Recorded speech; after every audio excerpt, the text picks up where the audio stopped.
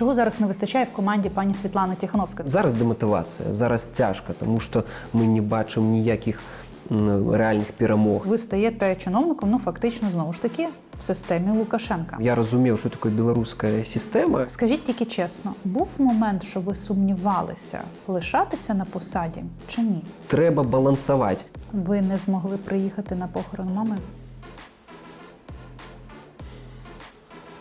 Цікаве питання.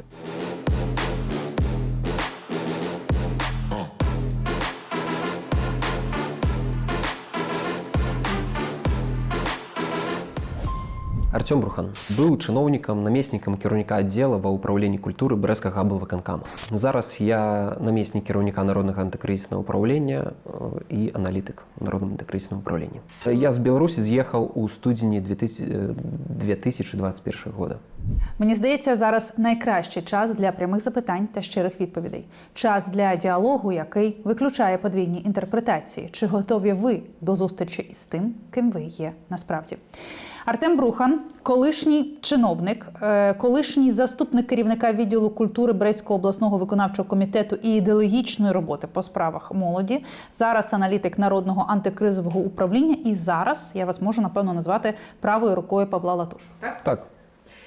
Почнемо зі стереотипів. Усі білоруси люблять картоплю. Яка ваша улюблена страва з картоплі? Жарена картошка. Конечно, з лисичками. Дуже просто, але витончено. Стереотип другий. Білорусь Лукашенка – це морозиво по ГОСТу, хороші дороги і зеро корупції. Вам колись пропонували хабар на вашій колишній посаді? До речі, була така справа, пропонували хабар, тому не зеро корупції. Не взяли хабар, я так розумію. Багато пропонували? Ні, не багато. Ага, тому і не було спокуси. Та ні, не тільки. Як ви більше давали? Ні. Ну, навошта? У турму сесть на 10 років, все ж таки. Стереотип третій.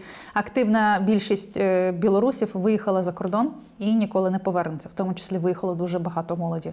Ви готові знову битися за свободу на вулицях Білорусі? Ну, звісно. До вас підтягнеться молодь? Так, підтягнеться. Є ось цей пул людей, які готові з Європи повернутися до Білорусі? Ну, я упевнений, пакуль є. Конечно, калі час будзе так працягвацца і сітуацыя будзе такой, конечно, ён будзе змяншацца. Але на дадзены момант такі пул дастаткова вялікі, ён ёсць.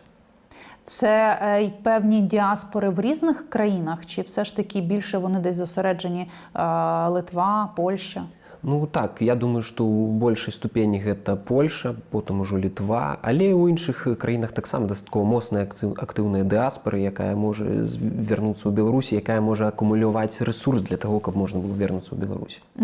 Ви розраховуєте на людей, які лишилися в Білорусі? Звісно. Я ввогуле лічу, що... Лише на тих, от я одразу уточню, лише на тих, які сидять у в'язницях, чи все ж таки є ще ті, які не сидять, але підтримують вас, а не режим Лукашенка? Звісно. Я ввогуле лічу, што галоўная моц у беларусаў гэта не дыаспора, гэта не тых, хто з'ехалі. Мы бачым зараз, што час ужо прайшоў, але большасць беларусаў, яны хочуць жыць у нармальнай краіне, яны хочуць дэмакратыі. Так, зараз рэпрэсіі, зараз вялікі моцны ціск, але большасць беларусаў гэта нармальныя людзі, цалкам, якія хочуць жыць нармальна. Хочуць справядлівай краіны і справядлівага жыцця. І рэжым гэтага ім не дае. Таму я ўпэўнены, што галоўныя змены ў Беларусі, яны будуць звязаны менавіта з тымі людзьмі, якія ў Беларусі і не толькі ў вязніцах, а тыя, якія зараз працуюць на заводах, у школах. Простыя людзі. Вось з імі і будуць звязаны змены ў першую чаргу. Контрольне питання, ви знаєте яке? Чий Крим? Україна. Починаємо.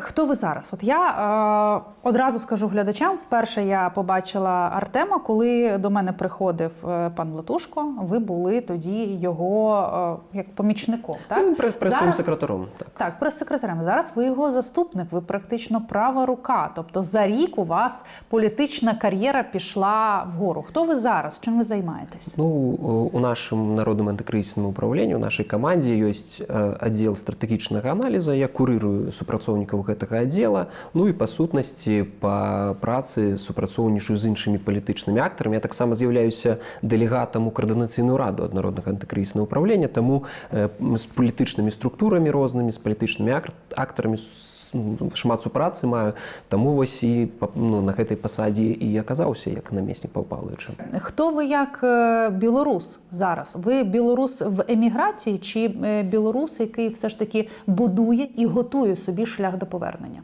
Безумоўна, шлях да павернення, таму што увогуле, калі я з'язджаў з Беларусі, я думаў, што вось-вось і вернемся. Я ніколі не называў гэта эміграцыяй. Я нават і зараз не называю гэта эміграцыяй насамрэч. Вось я часова з'ехаў. Я вельмі хачу вярнуцца ў Беларусь, але сэнс у тым, што навошта нам чымсьці займацца, калі мы не хочам вярнуцца ў сваю краіну, дзеля якой мы ўсё гэта і пачалі. Як ви вважаєте, ви достатньо для цього робите?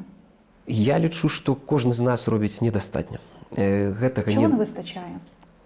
Я лічу, што з нашага пункту гледжання, вось з майго асабістага пункту гледжання, вось той, што мы робім, аддаемся, казалось бы, на 100%. Але заўсёды можна зрабіць больш. Заўсёды можна знайсці нейкія іншыя шляхі, нейкія крэатыўныя падыходы да таго, што ты робіш. Магчыма, вось гэтага не дастае. Але такой ідэйнай адданасці, я лічу, большасці беларусаў хапае. Так, зараз дэматывацыя, зараз цяжка, таму што мы не бачым ніякіх рэальных перамог, ніякіх дасягненняў, да? І вось гэта вельмі дэматывуе. І кожнага разу ўсё складаней штосьці рабіць. Але я думаю, што вось праз гэтую складанасць, цяжкасць, наступныя кожныя крокі, гэта таксама перадае то, што мы робім все, што можна. Чого зараз не вистачає в команді пані Світлани Тихановської? Напевно, так буде правильніше задати питання. От чого не вистачає, щоб вам додало цієї віри, додало більше сили на якісь більше справ? Ведаеце, ось я казаў пра то, што даўно не было ніякіх такіх сэнсоўных перамог, нейкіх рэзультатаў. Вось калі б гэтыя рэзультаты з'явіліся, а яны шмат у чым зараз залежаць не толькі ад нас. Шмат у чым яны залежаць ад нашых партнёраў, з якімі супрацоўнічаем. Па сутнасці ж, наша дзейнасць зараз у нейкай ступені гэта адвакаванне пазіцыі беларускага грамадства на міжнародным узроўні. Тобто від західних партнерів? Так, безумоўна. Вось заходнія партнёры, яны, па сутнасці, маюць інструменты уздзеяння на сітуацыю. Мы гэтых інструментаў, на жаль, не маем. Калі людзі сышлі з уліц, па сутнасці гэтыя інструменты, яны, зніклі. Апошні, што палітыкі, яны будуюць сваю справу на грамадскасці, на людзях, якія штосьці могуць зрабіць. Калі зараз людзі нічога не могуць зрабіць, то адвакатаванне на міжнародным узроўні праз галасы тых людзей, якія не могуць нічога сказаць у Беларусі, вось гэта тое, што робім. І вось, але ж інструменты знаходзяцца ў партнёраў. І вось калі б яны зрабілі нейкія крокі, якія паказалі беларусам рэзультат, магчыма, гэта дадало бы веры і не толькі нам, як тым, хто адвакатуе гэтую сітуацыю, але і беларусам, якія знаходзяцца ў краіне, якія разумеюць, што іх не кінулі, іх не просілі. Добре, але чи не наївно покладатися лише на західних партнерів? Тому що ми бачимо, у них зараз всередині свої різні політичні війни так само відбуваються.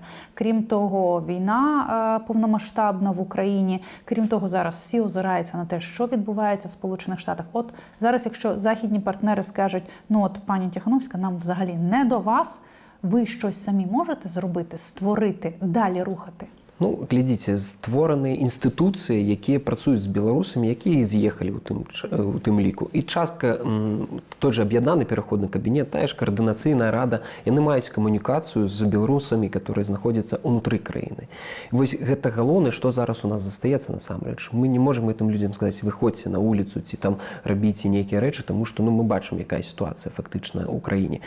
Але камунікацыю падтрымліваць, медыйна ўплываць, інфармацыйнае супрацьстаянне, гэта тое, што мы можам рабіць без всякай падтрымкі заходніх партнёраў. Вось камунікацыя з беларусам і інфармацыйнае супрацьстаянне, таму што расійская медыямашына, беларуская прапагандысцкая машына уплывае на беларусаў. Вось гэта галоўны выклік зараз насамрэч. Багато людей всередині системи Лукашенка, які десь покладають надію на вас? Ведаеце, зараз мне вось цяжка сказаць. Іх было вельмі шмат, вось год-два таму іх было вельмі шмат. Зараз, мне падаецца, яны проста гэта не кажуць, але яны гэту надзею не выкінулі нікуды. Я ўпэўнены, што частка чыноўнікаў дастаткова вялікая.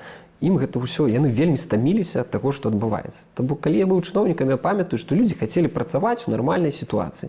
Тое, што адбываецца зараз, гэта моцны палітычны крызіс. І вельмі цяжка працаваць у гэтай сітуацыі. Яны разумеюць, што калі прыйдуць дэмакратычныя сілы, калі адбудуцца нейкія дэмакратычныя перамены, заўсёды будзе прасцей, таму што дэмакратыя не прадугледжвае рэпрэсіі, яна не прадугледжвае некага там кулаком па стале біць, вось рабі тое, інакш я табе там пасажу ў вязніцу. Таму людзі, канешне, хочуць большай вольнасці, але гэтага няма. Толькі закручваюцца гайкі. Канешне, гэта гайка, яна можа у нейкай ступені і сарваць яе. Давайте тепер про ваше минуле як чиновника, так?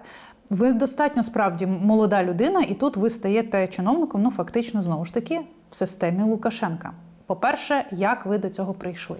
Глядзіце, я працаваў у Брэскай крэпасці, у музеі абароны Брэскай крэпасці. Я вучыўся в універсітэце, у нас ёсць такая сістэма размеркавання. Маладых спецыялістаў размеркоўваюць у нейкія бюджэтныя арганізацыі. Вось мяне размеркавалі на 2 гады ў музеі абароны Брэскай крэпасці. Я там прапрацаваў 5 год.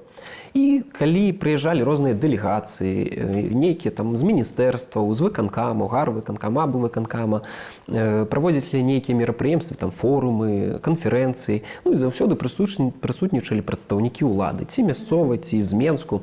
І вось за гэтыя 5 год я там напрацаваў нейкія кантакты, праводзіў там сумесныя праекты, рэалізоўваў з гэтымі людзьмі, дзесьці прымелькаўся, так бы мовіць.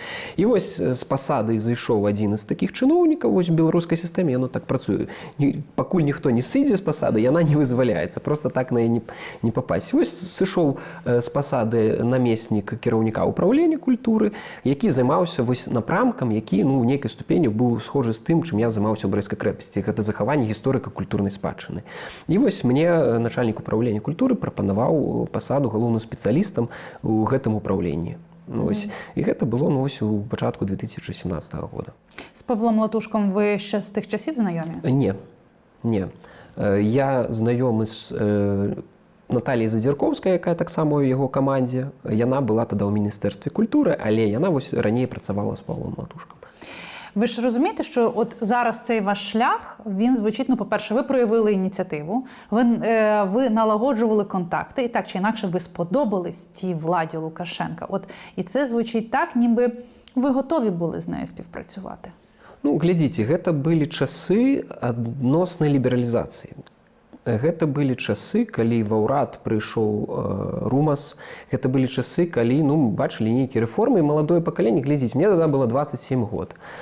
І тады мне казалася, што мы можам праз вось такія рэформы, праз такі шлях паціхеньку змяніць Беларусь у лепшы бок.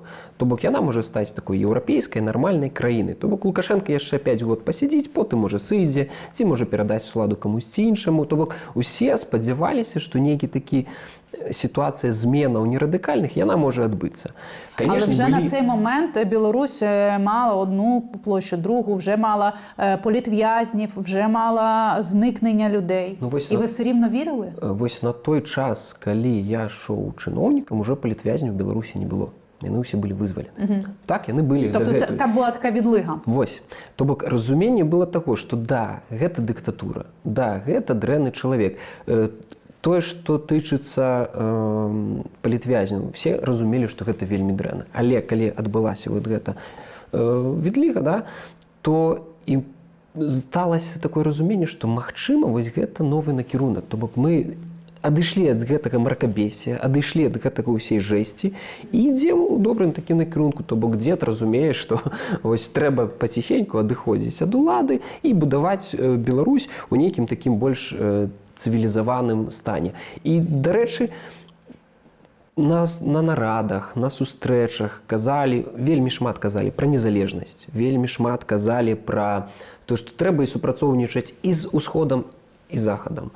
Трэба балансаваць. І вось гэта ідэя балансавання для захавання незалежнасці, яна дастаткова папулярнай была у вялікай колькасці чыноўнікаў, у тым ліку маладых, якія хацелі жыць у сваёй краіне. Оглядаючись у минуле, ось у цей час, як ви це зараз собі пояснюєте? Це вам дали зробити ковток свіжого повітря перед черговим витком репресій? Чи все ж таки на той момент Лукашенко вибирав між Європою та Росією? Я думаю, ён на той момент не тое, каб абіраў паміж Еўропай і Расіяй, ён спрабаваў балансаваць. Вось ідэя балансу, мне падаецца, была галоўнай тада, і мне падаецца, я нават гэту многавектарнасць распрацаваў ідэю не сам Лукашенко, гэта ж казалі, што Макей галоўны адэпт ідэі многавектарнасці. Вось тады нават нам і на нарадах казалі, што нам трэба, каб эканоміка была сепарыравана, там 30% Еўропа, 30 Расіі, 30 дальняя дуга, краіны дальняй дугі. І ў культуры таксама казалі супрацоўнічаць. І з далёкімі краінамі, з В'етнаму прыязджалі дэлегацыі, там, і з Афрыкі, з Еўропай таксама былі наладжаны кантакты. Мы праз трансгранічнае супрацоўніцтва аднаўлялі, адбудоўвалі аб'екты гісторыка-культурнай спадчыны часоў ВКЛ і Рэчы Паспалітай. Але і з расейцамі таксама была супраца. То бок ідэя была ў тым, каб вось гэта балансаванне рабіць для того, каб захаваць незалежнасць Беларусі. Але 20-й год усё змяніў. Вось у чым сэнс. То бок гэтыя надзеі, яны былі разбіты ўшчэнт, калі людзі пабачылі, як адбыліся вось гэтыя фальсіфікацыі і які гвалт адбыўся. І ўсе спадзевы на тое, што штосьці зменіцца, былі разбіты, растаптаны. Наверное, гэта наіўна. Ведаеце, я вось зараз уже кажу і выглядаю, мне падаецца, наіўна. Але вось тады я быў упэўнены, што можа штосьці змяніцца. Я веру ў гэта. Так, ви були головним спеціалістом, замкерівника відділу по координації діяльності організації культури і ідеології. Я спочатку прийшов головним спеціалістом, а потім так само там. Окей. Ви відповідали, виходить, за ідеологію якихось напрямків? Ні.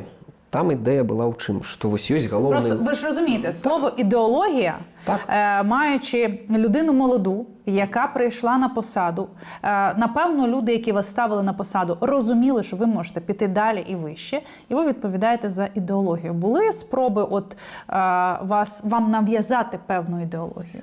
Глядзіце, там і сэнс у чым. Вось гэта галоўнае ўпраўленне ідэалогіі, яно курыравала 3 напрамкі.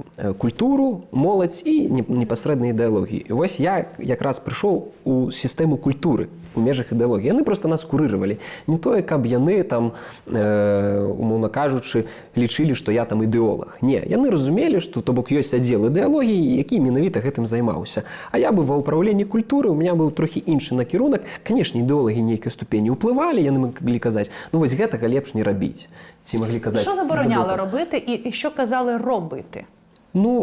Напрыклад, калі там прыходзілі нейкія актывісты, то яны казалі, вось з гэтымі актывістамі трэба там не так шмат размаўляць, не супрацоўнічаць, дзесьці блакаваць штосьці, то бок падалі трымацца. Ці наадварот прыходзілі нейкія людзі, вось ідэолагі намякалі на тое, што вось гэты праект, вось яго трэба бы падтрымаць. Не тое, каб наўпрост, але, ведаеце так, разуменне было, што калі ідэолагі даюць нейкія парады, то вось трэба да гэтага прыслухоўвацца. То ўсё так неадназначна, не прыйшоў і сказаў, вось рабі так. Не, на ўзроўні ўпраўлення такога, канешне, не было. А потым наше ўпраўленне, яно аддзялілася ад ідэалогіі. То бок ўпраўленне культуры, вось падчас гэтай адлігі менавіта, яно аддзялілася ў самастойную структуру. І тады я стаў ужо намеснікам кіраўніка аддзела. То бок спачатку паўгады ці 7 месяцаў былі мы ў сістэме ідэалогіі, а потым аддзяліліся. І стала дышаць легчэй. Але ви все рівно звітували. Ви все рівно звітували, напевно, центральній владі. От як ви звітували? Про що говорили? Чи намагалися ви донести, що, наприклад, має бути більше білоруської культури, має бути більше білоруської мови? Ведаеце, мы не тое, каб казалі, мы рабілі. Сэнс быў у тым, што ўсё ж такі як прадстаўнікі ўпраўлення мы маглі каардынаваць нейкія праекты і ў межах гэтых праектаў больш прадвігаць беларускую культуру, беларускую мову. І гэта было, дарэчы, вось падчас, калі я працаваў, у Брэсцкай вобласці быў пастаўлен помнік Тадэўшу Касцюшкі. Мы зараз гэта не можам уявіць увогуле у нынешняй Беларусі, што Тадэўш Касцюшка быў бы ушанаваны як нацыянальны герой. І вось у той час, калі быў адкрыццё гэтага помніку, разам стаялі групы людзей з бел-чырвона-белым сцягам і разам стаялі людзі з чырвона-зялёным сцягам. І тыя казалі, нам трэба незалежная Беларусь. Былі розныя погляды, але тады грамадства не было вось так раз'яднана. І раз'яднаў я, дарэчы, у 20-м годзе гэта грамадства рэжым Лукашэнкі. Але ж такое было. Таму паціхеньку вось гэты працэс стварэння, павелічэння колькасці нацыянальнай культуры, аб'ектаў, якія захоўваюць менавіта нашу нацыянальную спадчыну, яно было. Яно павелічвалася, по але моїм знову розумінням. ж таки, ви підзвітні, ви місцева влада, ви підзвітні центральній владі. Крім того, є люди, які приходять і радять, що робити, що не робити. Ви ж дослухалися до цих порад? Ну, безумовно, конечно. Ви відчували себе в цей момент зрадником? От приходить, наприклад, ідеолог і каже, от тут ми прибираємо слова про незалежну Білорусь, тут ми забираємо білоруську мову. Ви ж мусили погодитись, щоб далі працювати? Ну, такого, до речі, не було наўпрост.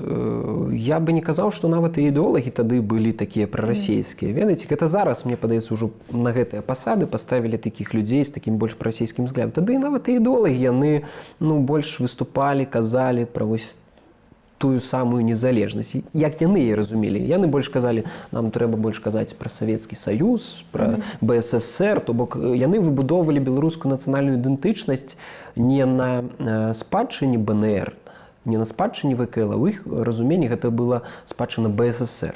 Вось. Але яны казалі, гэта ўсё ж такі наша, вось пачатак нашай незалежнасці. То бок трохі былі розныя погляды, але нават яны не адмаўлялі таго, што ў БССР выкарыстоўвалася дастаткова актыўна беларуская мова. Я хотіла підійти до цього питання пізніше, але тоді, якщо ви самі згадали ось Савок, почнемо зараз про нього, а пізніше повернуся до цих питань.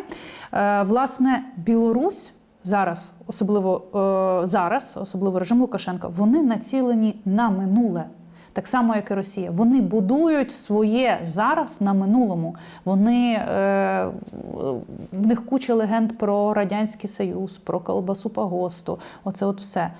Як це вдалося, от поясніть мені, як молода людина, як це вдалося нав'язати людям, які навіть не жили при Савку, молодим людям? Чому молодь настільки піддається на ось ці міфи про Радянський Союз? Чому вони купують собі шапки-ушанки? Чому вони ходять в футболках СССР? І серед білорусів таких також дуже багато. Чому на це повелась молодь? Ну, ведаеце, я думаю, што вельмі вялікую ролю ў гэтым сыграла тая самая прапаганда. Калі мы кажам, што прапаганда не працуе, мне падаецца, часам мы памыляемся. Вельмі моцна яна працуе. І асабліва вось мы бачылі на прыкладзе Расіі, вось да чаго гэта прапаганда, яна вось з гэтай нацыі яна зрабіла, з гэтых людзей зрабіла, я не ведаю, оркаў тых самых, што ў чалавека ў галаве патрэбна быць? Да нічога, толькі прапаганда. Мова нянавісці, мова злобы, мова знішчэння іншых.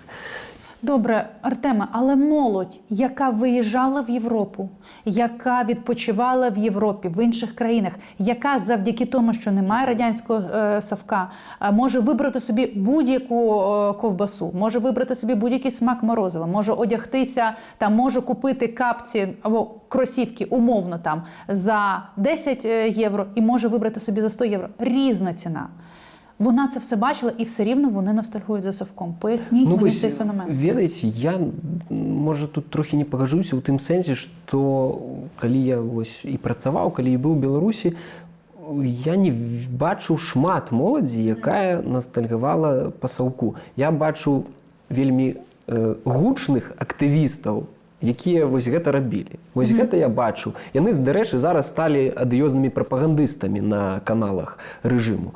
Вось яны былі, яны сабіралі нейкія акцыі і выглядала на тое, што ў нас ёсць такія людзі, якія ностальгуюць па Саўку. Але насамрэч іх не было. Вось калі была легальна праведзена акцыя 100 год БНР у 2018 годзе, выйшла вельмі шмат моладзі, і не толькі моладзі, з чырвоным-белымі сцягамі. Іх было значна больш, чым на пікетах, акцыях, якія праводзілі у дзень кастрычніцкай рэвалюцыі. Вось у чым сэнс. Калі, канешне, іх забаранялі, і здавалася, што толькі прасавецкая нейкая моладзь ёсць. Але, дарэчы, мне падаецца, гэта такі, трохі міф. Таму што пра гэта шмат кажуць прапагандысты, робяць гэтыя фотаздымкі, і нават многія школьнікі і студэнты, я памятаю, вось калі ім выдаюць гэтыя сцягі, яны прыйшлі, адстаялі і пайшлі, то бок яны ў гэта не вераць, яны не ностальгіруюць па гэтым. Яны пайшлі потым у нармальнае месца дзесьці тусавацца і да гэтага Саўка. Дивіться, Артем, коли я кажу про ностальгію за Савком, Я от вам поясню. Я дивилася деякі ваші, в тому числі, інтерв'ю, і мене дуже здивувало, що деякі журналісти, здавалося б, журналісти, які самі втікли з Білорусі, які виїхали, які живуть в Європі, вони, коли говорять про те, що буде після повалення режиму, вони все рівно кажуть таку фразу, що ну от ми повинні звалити цей режим, ну але ж не все у ньому було погане, щось ми, напевно, маємо в цьому собі залишити. І я собі думаю, ну як можна взагалі щось залишити з цього режиму? Як можна виправдовувати хоча б щось, що було в Савку, і в цьому режимі? От як? Тому що дуже багато чого Лукашенка ж взяв з Радянського Союзу. Чому так? Я думаю, што яны маюць на ўвазе пра людзей, якія працуюць у гэтай сістэме. Таму што сістэма Лукашэнкі, чынавенства, ну ведаеце, гэта вялікая колькасць людзей, вельмі вялікая колькасць людзей. І калі заўтра адбудуцца змены ў Беларусі, і іх адразу ўсіх звольніць, то дзяржава можа проста быць паралізавана. Вось у чым сэнс. Я не думаю, што яны маюць на ўвазе захаваць нейкія падыходы да кіравання краінай. Тому што ну, гэта зразумела, што гэта ўжо ўсё, гэта не пра дэмакратыю будзе, у любым выпадку. Таму я думаю, што тут сэнс пра тое, каб у нейкі пераходны перыяд краіна не рухнула, працягвала працаваць, людзям выплачвацца пенсіі, працягвала цепло ісці ў хаты, каб свет быў і гэтак далей. Я думаю, што вось размова пра гэта, што нельга заўтра ўсіх, хто працуе нават там на ўзроўні выканкамаў гарадскіх, раённых, сельскіх, проста пад нож, тады таму што краіна не будзе працаваць, ну то бок нічога не будзе. І вось у гэтым сэнс. Але, канешне, захоўваць тое, што там тая сістэма ў сэнсе эканамічная, тая сістэма ў сэнсе юрыдычная, прававая. Сістэма пакарань.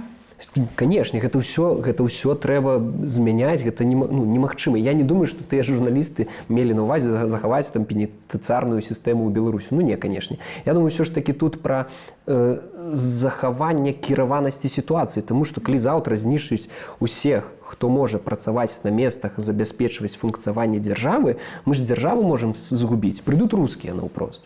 Ну, вони вже прийшли. Ну так, але вось прыйдуць і захопяць вось гэтыя будынкі і скажуць, все, здесь уже руская назаўсёды ўлада. Пакуль што гэта выглядае на тое, што яны гэта робяць гібрыдна. А вось так прыйдуць і скажуць, вось здесь сядзіць рускі чыноўнік, там рускі настаўнік, а там рускі поп. І ўсё, вось тады ўжо нічога будзе не зрабіць. Сучасній молоді легко нав'язати ідеологію?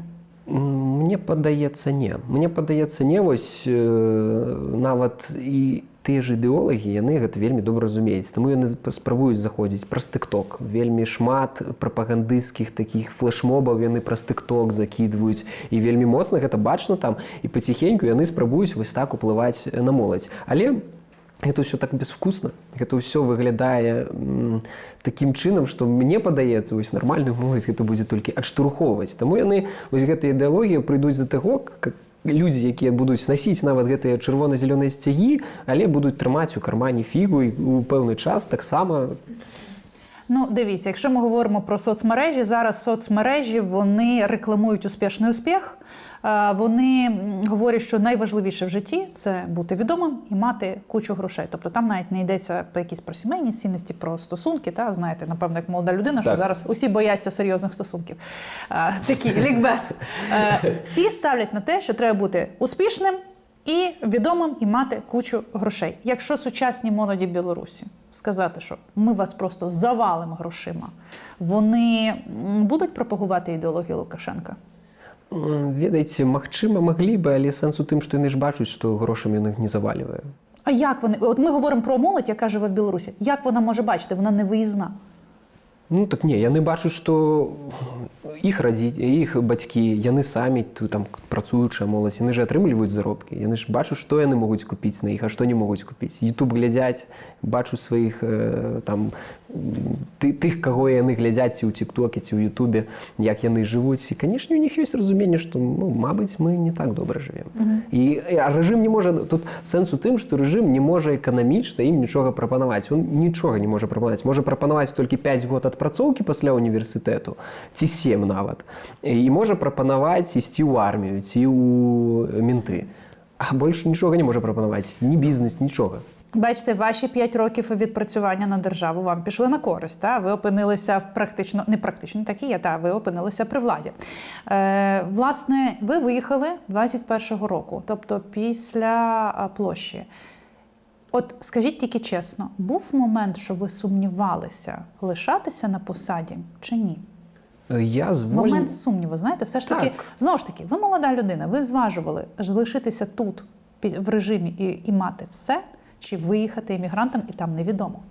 Так, сэнс у тым, што вось адразу ў жніўні 20-го года пасля вось гэтых фальсіфікацый, гэтага гвалту было першае жаданне ўвогуле адразу ж звольніцца, публічна выказацца, але я працаваў у такой сферы захавання гісторыка-культурнай спадчыны. Я бачыў вынікі сваёй працы ў тым сэнсе, што вось мы спрабуем адбудоўваць у гэтай сітуацыі нацыянальную культуру, захоўваць яе, не даваць яе знішчыць. І гэта вось бачыў сваёй місіяй. І я так падумаў, думаю, а хто, калі не я, будзе гэтым займацца?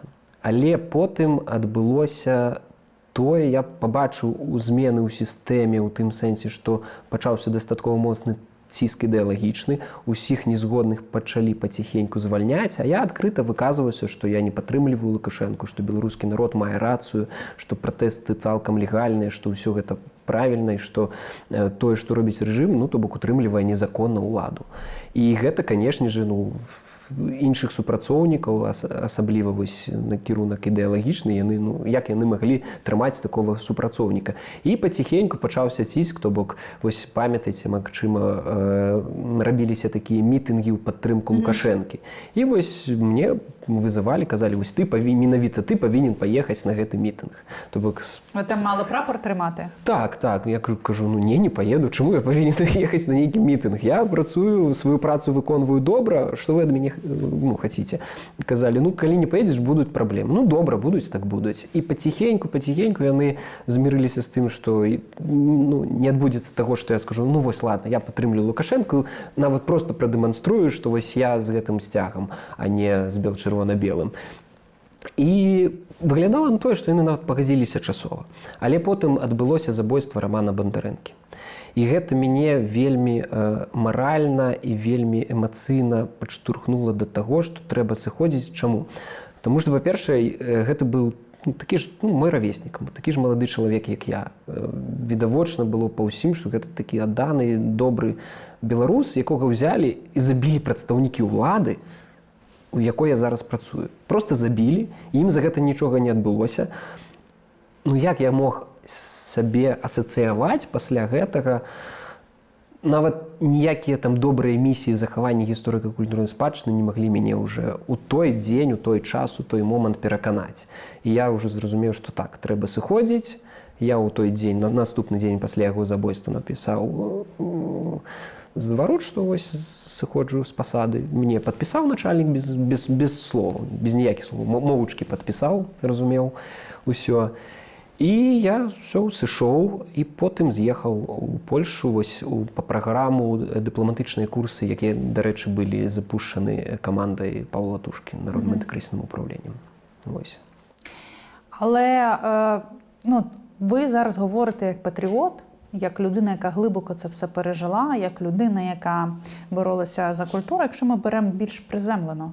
Був момент, коли ви подумали, я лишусь в Білорусі, в мене тут буде вища кар'єра, в мене буде далі. Ви ж розумієте, що ви б дійшли до центральної влади, судячи з вашого характеру і того, як ви собі намітили шлях.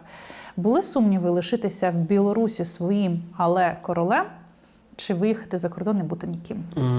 Ведаеце, я, дарэчы, тады вучыўся яшчэ ў акадэміі ўпраўлення пры Лукашэнкі. І вось наша група, такое дзяржбудаўніцтва называлася гэтая праграма, гэта фактычна чыноўнікі, якіх рыхтавалі потым на перспектыву да больш высокіх пасад дзяржаўных. І там было вельмі шмат сілавікоў, вельмі шмат з міліцыі, з пракуратуры, з КДБ людзей. Я ўжо тады разумеў, што нават залішыцца ў Беларусі, застацца ў Беларусі і будаваць нейкую кар'еру, калі краіна па сутнасці ператвараецца ў вось у такую сталінскую таталітарную сістэму, дзе ўсе пасады займаюць людзі, з якімі ў мяне нічога няма, аб чым нават размаўляць. Мне было цяжка знаходзіцца з гэтымі людзьмі нават у адным памяшканні, таму што тое, пра што яны думалі, пра то, што яны казалі, гэта цалкам тое, што немагчыма сабе ўявіць. Гэта не тое, каб савок, гэта самы найхудшае яго уяўленне. Вось 37 год. Усіх нагнуць, усіх зламаць, трымаць уладу. Мы вось пабудуем так, як мы хацім, моцным стальным кулаком.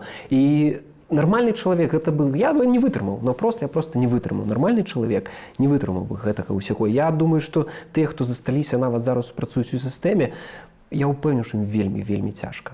Ось нармальныя людзі, яны ёсць там. Нормальні люди і психічно здорові люди відчувають страх. Коли ви вперше на своїй посаді, чи перебуваючи в Білорусі, зіштовхнулися зі своїм страхом за своє життя? До речі, такога страху на тое, што вось меня там затрымаюць ці штосьці такое, насамрэч не было вялікага, таму што я разумею, што пакуль да мяне дойдуць, я паспеў з'ехаць. Да рэчы, я ж меў ўсё ж такі ў сваім жыцці да таго, як яшчэ стаў чыноўнікам, я разумеў, што такое беларуская сістэма. Я сядзеў на сутках у 2016 ці 2015 годзе, і я памятаў, як мяне біў ОМОН дубінкай. Таму я разумеў, што вось тое, што адбылося, гэта факт, гэта ніякая не прапаганда. А па-другое, я разумеў, што рана ці позна прыйдуць. Таму трэба з'язджаць зараз, таму што калі б не прыйшлі ў 20-м, то прыйдуць у 21-м ці ў 22-м. Раней ці пазней чалавек, які адкрыта выказваўся пра свае погляды, там посціў штосьці ў інтэрнэце, ставіў лайкі, безумоўна, ўсё. Гэта я разумеў, што рэпрэсіўная машына дабярэцца. Таму і з'ехаў. І такога страху, вось адзін момант, калі з'язджаў, я думаю, што, магчыма, могуць не выпусціць. Вось трохі такое было невялікае перажыванне, але калі выпусцілі, там адвялі у комнатку, паразмаўлялі са мной і выпусцілі. Я думаю, тады добра, ўсё окей. А є у вас страх не повернутися в Білорусь? Ведаеце, вялікі страх не павярнуць у Беларусь. Вось гэта тое, пра што я ввогуле не хачу думаць, таму што я ўпэўнены, што вернуся. Тым больш вы казалі, я яшчэ малады чалавек, у мяне ўсё ж такі ёсць час. Я нават пройдзе 10-20 год, я ўпэўнены, што менш, але нават калі, я ўпэўнены, што я вернуся ў Беларусь. Нават для таго, каб пабачыць, мне там уже нічога можа і не застанецца, але пабачыць сваю радзіму, сваю зямлю, там могілкі родных, і вось тое, чаго зараз я не могу зрабіць, на жаль. А ви вбачаєте свій політичний шанс в співпраці з Україною? Так, безумоўна.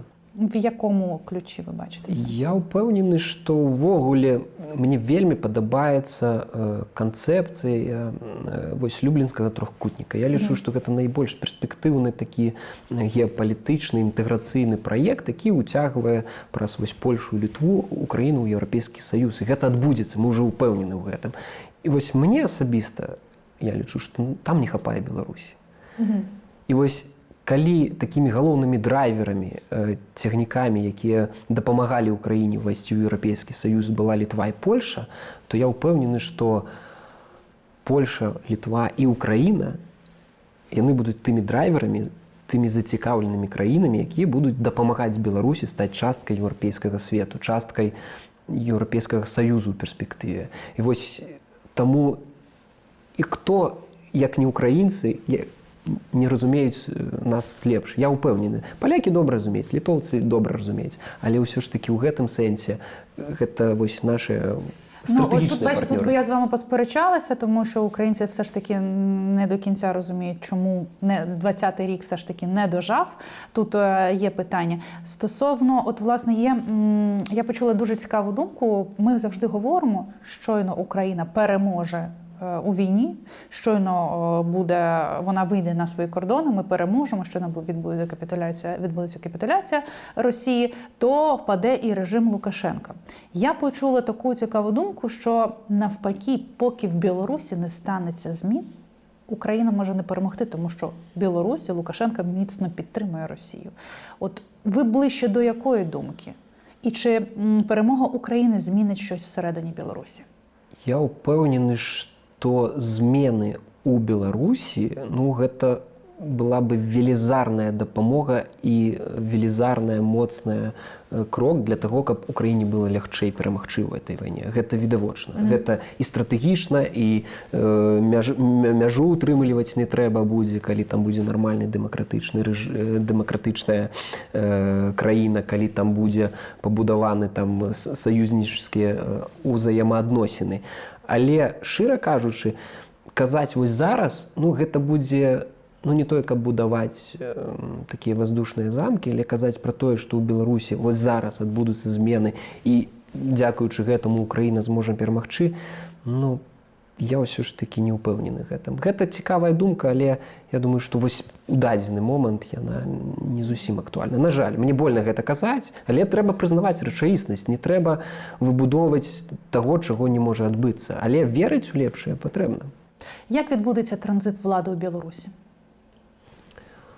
Ёсць шмат сцэнароў, дарэчы. Давайте найбільш вірогідний сценарій, виходячи от з того, що є зараз. Зараз лютий 2024 року. Ось у той ситуації, яка ёсць зараз, верагодней усяго, транзіт улады адбудзецца ў межах самой сістэмы. То бок Лукашенко пойдзе на ВНС і, магчыма, перадасць прэзідэнцтва, пасаду прэзідэнта, якую ён зараз незаконна ўтрымлівае, некаму чалавеку са свайго атачэння. Нават сыну, так. Я нават лічу, што ідэя перадачы ўлады сыну, ён жа як, Лукашенко глядзіць на прыклады іншых краін. Вось ён пабачыў, што адбылося ў Казахстане. Всё, сцэнар, калі ён перадае нейкаму іншаму ўладу, ён вельмі яго турбуе. Але вось ён бачыў прыклад Туркменістана.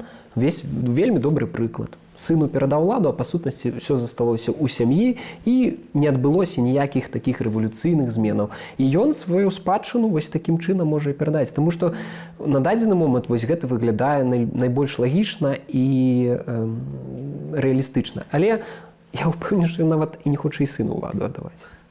Артеме, вас багато хто титрує як аналітик, але я дивлюся на вас, ви політик. Ви молодий політик і ви бачите себе в політиці.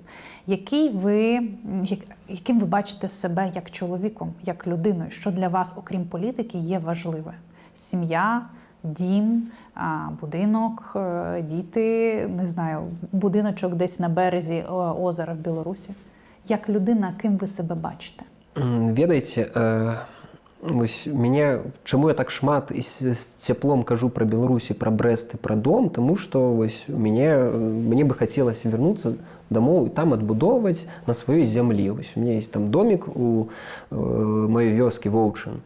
Вось і там мне бы хацелася там праз нейкі час вось адбудаваць дом, там вось быць на сваёй роднай зямлі, гэта недалёк ад Белавежскай пушчы. І вось гэтае разуменне, калі там пабываеш, ты разумееш, што ты заўсёды туды хочаш вярнуцца. Там гэты спакой, там вось тая беларушчына, пра якую вось цяжка сфармуляваць, але яна там ёсць. І вось я бы хацеў праз нейкі час вось вярнуцца вось на сваю зямлю, да сваіх продкаў, таму што, дарэчы, так сталася, што пасля пратэстаў, калі я з'ехаў, праз некалькі час мне патэлефанавала моя мама і сказала, што яна хварэе на анкалогію. Таму што яе вельмі гэта ўсё падкасіла моцна. Яна, дарэчы, выходзіла таксама на пратэсты ў белых адзёжах з кветачкамі. І вось яе не стала у снежні 23-го года. І вось я бы хацеў вярнуцца дамоў, пабываць на яе могілках і разумець, што ўсё гэта было недарэмна. Ви не змогли приїхати на похорон мами? Не, конечно, я не змог приехать, тому что 6 криминальных справ в межах справы координаційнай рады. Ну і ввогуле, я думаю, што намеснік Паўла Латушкі гэта быў бы вельмі цікавы персонаж, якого яны б хацелі дапрасіць. Політика заважає жити своїм приватним життям? Так. На 100%. Асабліва такая палітыка, якой мы займаемся. Гэта не тое, што проста палітыка, гэта ў нейкім сэнсе яшчэ нейкія рызыкі, з якімі... Таму вось такая рызыкоўная палітыка заважае гэтаму, яна мешае. Ким ви бачите себе через 10 років? Цікавае пытанне, я заўсёды сабе яго задаю, і вось не магу зараз шчыра адпавесці, таму што вось так як аналітык, таму што сцэнараў шмат. Вось пры сцэнарыі, калі адбыліся дэмакратычныя змены, я бы хацеў працаваць на дзяржаўнай пасадзе нейкай. І нават мне больш падабалася б працаваць, напрыклад, на ўзроўні аблвыканкаму, мясцовай уладзе, каб адбудоўваць краіну вось так. Але калі паглядзець дрэнны сцэнар, я ўпэўнены, што буду далей змагацца да таго, каб вярнуцца ў Беларусь.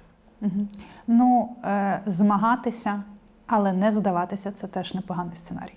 Я вам дякую за зустріч. Дякую.